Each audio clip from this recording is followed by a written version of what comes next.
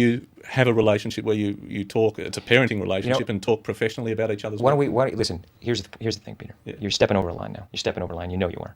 I suppose they're questions though, that people want to know. Peter, you want to know. Take responsibility for what you want to know. Don't say what other people. This is a conversation that I'm having with you right now. You're right. Okay. So I'm just telling you right now. Okay. Just put your manners back in. Do you think I was out of line? Yes, absolutely. Well, I apologise for that sincerely. Today we bring you an all-time classic, the infamous 2005 interview between Peter Overton and Tom Cruise on the 60 Minutes Australia format, which you should definitely check out. So we just got you the most controversial moments, so please check out the main page or the full interview. I'll link it below. And this interview is heated. Why are we bringing this to you? Just because you'll see how journalists behaved back then and how they still behave, and why there is still a big stigma around journalists, and generally they are mostly disliked by the public, by people, and why many people are leaning towards other formats like podcasts with YouTubers and so on. So you'll see why the TV formats are declined and traditional journalism died on a really interesting example. Stay tuned and write into the comments from which city you're watching our episodes, and also let us know if there are other interesting topics we should cover. Let's jump in. That I had to spend quite an intense 4.5 hours in the Church of Scientology here in Los Angeles. Oh, you didn't have to. You could have said no. I felt I had to. Okay. Well, that's how you felt. People are interested in Scientology, and I find that people wanted to know. I don't feel it's ignorance breeds bigotry. Right. Breeds racism. Okay. You have been there and you've seen it for yourself. Okay. Do you feel discriminated against when people say this is what Scientology is, that you're a bunch of a lunatic fringe or whatever? Does that, Peter? Tom? No one's ever said that to me. But no, I mean that perception out there. Yeah, but that's not the perception out there. Yeah, what we see here, Overton engaged in a persistent, almost relentless line of inquiry designed to push Cruise in an emotional corner. And after Cruise gave imperfect and reasonable, respectful answers stating his opinion, he refused to accept and still had this bad undertone. You can hear it, obviously. So those questions, if they serve a journalistic purpose, I personally don't know, but still, he could have approached this differently.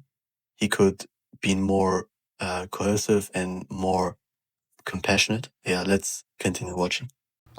That is absolutely, maybe from your perspective. This isn't my personal opinion. I'm just saying, how do you feel about that when people... Well, how would you feel? Oh, if it was my faith, I'd feel not even your own faith. I find that appalling when people who don't know what they're talking about say things like that. I think it's appalling. I think it's appalling. Overton's approach to the topic of Scientology was equally problematic and revealed a profound lack of genuine curiosity instead of asking open-ended questions aimed at understanding Cruise's personal connection to his faith. He chose his frame, or tries to frame the entire discussion around negative stereotypes. Obviously, they could be true, maybe they are true. I'm not here to judge, but we're just looking at the ways of the journalist working his way through this interview, which is not good. So this method intentionally positions the subject as an outsider who must justify their beliefs against a hostile norm. It does nothing to educate the audience. Instead, it only validates and reinforces existing stigmas. So obviously he doesn't like that. Was Nicole the love of your life? What do you mean, Peter? You were married for 10 years. Listen, we raised children. How do you answer that question? She's someone that I plan on getting married again. You do? Oh, absolutely. Yeah. And having kids? Absolutely. But Nicole was a major part of your life and a love of your life at the time. I loved Nick very much. There's no question. Would you like Nicole to remarry? Yes. I want Nicole to be happy. That's what I want. And do you... Once again, one of the most glaring examples of journalistic overreach is Overton's handling of Cruise's past relationship with his ex-wife Nicole.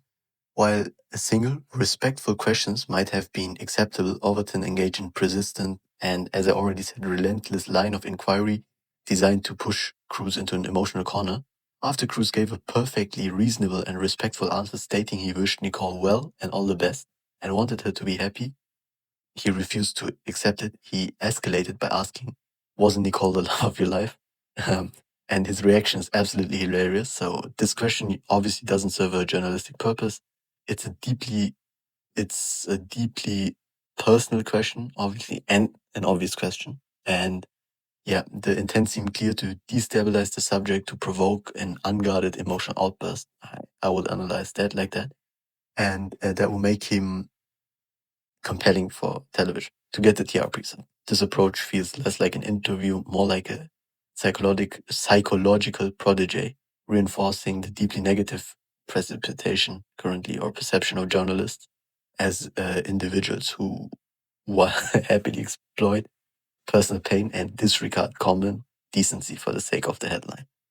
You have a relationship where you talk, it's a parenting relationship, and talk professionally about each other's work. Listen, here's the thing, Peter. Yeah. You're stepping over the line now. You're stepping over the line. You know you are.